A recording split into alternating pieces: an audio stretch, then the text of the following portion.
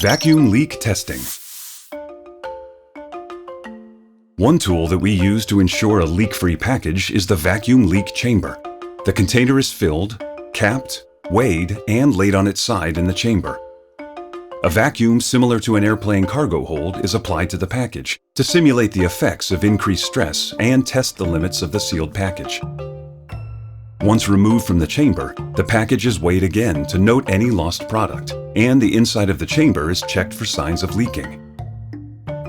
The vacuum leak chamber is just one more way Berlin Packaging's Quality Service Division can help you package more profit.